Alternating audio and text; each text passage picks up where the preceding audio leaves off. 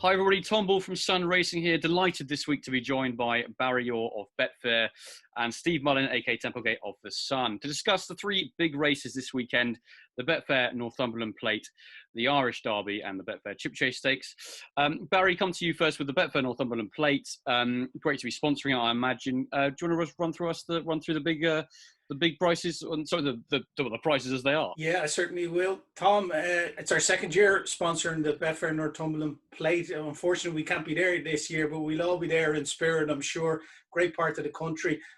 Australia's for David Egan and Roger Varian is joint favourite at the moment with Smart Champion at around the 11-2 mark. Carwennan, Charlie Fellow's horse is just in behind them at 6-1. 8-1 Caravan of Hope for Hugo Palmer. Same price about Rainbow Dreamer. Anyone can have it all is a 12-1 chance along with Collide and King's Advice, and it's 14-1 Bardos. Excellent stuff. Thanks, Barry. Steve, come to you. What are your thoughts on this race? It's a pretty competitive one, as it always is. Yeah, I mean, it's one of the highlights of the summer, isn't it? As I say, shame about the crowd not being there, but it's still a great race. The one I've come down on is Carwennan. I haven't had a close look at it. It won the consolation race for this 12 months ago. And just looking at the official ratings this time, this race isn't actually that much different to the consolation race. There's only 5 of them, I think, rated over 100. And that consolation race last year was pretty good standard, and he won it pretty easily. Since they moved to the all-weather at Newcastle, you want something that's proven on all-weather, ideally the Tapita, 1 over 2 miles. And funnily enough, there's not actually that many in the race that can tick the boxes. And I think if he runs up to last year, he ran quite well there the other day on comeback, was second, wasn't he? I think if he runs up to that, I think he'll go pretty close, and around 6-1 seems pretty fair. I mean, I know Roger Varian's flying, and that could explain Australis. Ran well at Wolverhampton last time, didn't he? But I think the one I'm worried about the most is Smart Champion, especially with Alan King. Everything he sends out's winning at the moment, and that was a really good run in the Cigaro Stakes. So dropping down in class technically. But I'm hopeful of a big run from Carwennan. Barry, would you agree, or something else in the race take your eye? Yeah, sorry, it looks a wide open contest. Obviously, the Cigaro, for me, the Cigaro looks a good race. Rainbow Dancer, I think, is the horse that you're referring to there for Alan King. And Holly Doyle, rated 107, was fourth in the Cigaro to Naef. And yeah, I thought he had a big chance. Obviously, rated 107. He's the class horse of the race.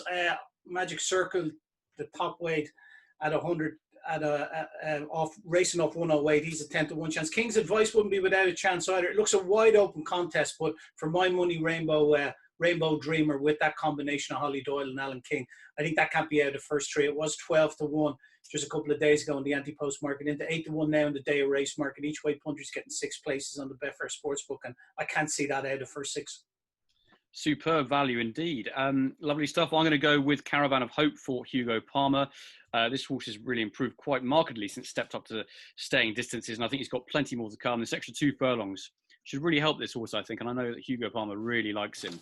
And I think he could still be well handicapped. That race at Wolverhampton where he got beaten by Australis, I just think this race is going to appeal to him more, perhaps more than Australis himself. I know there's a bit of a discrepancy in price, but I think Caravan of Hope is definitely the one to beat for me. He's got a horrible draw to try and negotiate, but that's the thing, isn't it? Yeah, those high draws, they'll struggle. Even though the horse I fancy is drawn high as well, but you know they have to overcome that. So it'll take a good one to win it. Absolutely. Hopefully Harry Bentley can work his magic, and it won't be too much of an issue. But yeah, definitely something to think about. Also on the day, the Betfair sponsored Betfair Backs Racing Welfare Chip Chase Stakes Group 3 contest.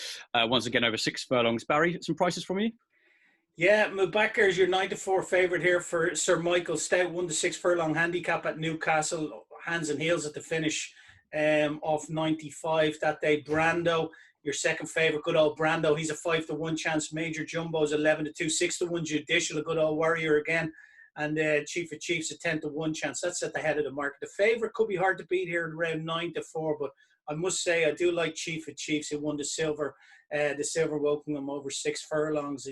He was drawn high that day. He made the best of it now, and he got going late. It's a stiff 6 furlongs, obviously. And Ascot, he's dropping back to 5 here, but I think they're going to go a frantic pace in this. And when others are crying enough, I think he'll be coming home very, very well. So just at the price around a 10-1 chance, I thought that was represented a bit of value. Yeah, absolutely. Do you think he's refound his a new life as a sprinter? Looks like it to me. Yeah, definitely. After what I saw in Ascot on Saturday, it would appear that way. Yeah, he was pretty impressive, wasn't he? Steve, what about you? Do you agree with that, or would you like something else? I do like Chief of Chiefs. Yeah, that's going in the each way thief in the paper on Saturday. I think it could be a good price. Yeah, we have a little column called the each way thief. That's the one for that. But I'm not saying who the thief is. Yeah, if we can remember the right horse's name this time, that'll be all right. Movebacker, yeah, it's hard to pick holes in Movebacker. I mean, I thought it'd have a good chance. It was in the Wokingham, wasn't it? And then came out. Yeah, ground, wasn't it? Yeah, and that shouldn't be a problem at Newcastle, obviously. Won there last time. You've got Brando lurking as well. I mean, if he goes and wins, he is a Group 1 performer.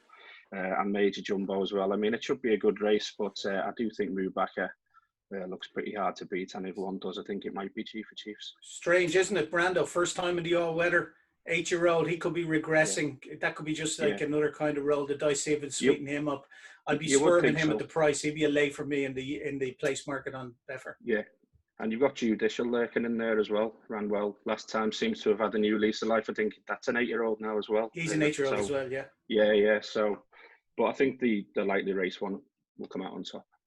I agree with Judicial. I think Julio Camacho has done an absolutely fantastic job to really keep his interest going.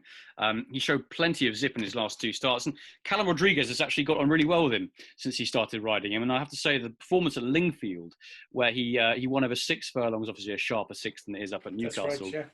Was an unbelievable performance. You get to see he traded big in running that day. I think he might have hit 50 or even higher in running that day. Yeah, you wouldn't have taken a free bet him with a furlong to race. Oh, absolutely. He was drawn widest, came from the rear, went all the way around the outside, and absolutely flew home. Obviously, it'll be a very different story up at Newcastle, a stronger race, different track. But the way he ran the Palace House last time suggests that he's, as good, if not better than ever. And hopefully, the 6 furlongs at Newcastle, he can just be held up for a late run and grab them late on. But I think he's possibly at the moment the classiest horse in the race. So Judicial for me in the Betfair Backs Racing Welfare Chip Chase Stakes. Now on to the Dubai Duty Free Irish Derby Group 1. Definitely not as perhaps prestigious a race this year as it usually is, without the kind of usual superstar we might be used to seeing. But it's very competitive, isn't it, Barry? And I'm sure there were some big prices in there. Yeah, very much so. Obviously, Santiago, who won over a mile 6 at Royal Ascot, the Queen's Vase. He heads the market at the moment at 11-4.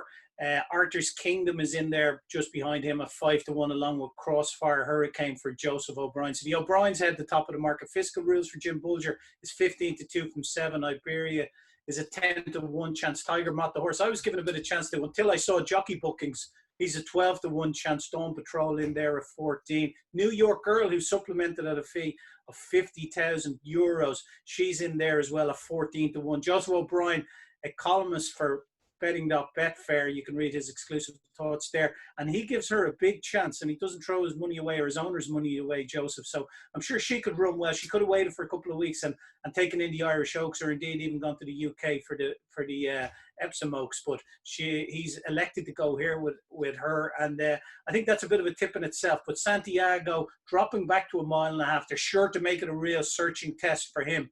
And that should suit him. He heads the market at 11-4. Excellent stuff. Obviously, Santiago winning the Queen's Vase at Royal Ascot. Quick turnaround. Steve, do you think he's the one to beat?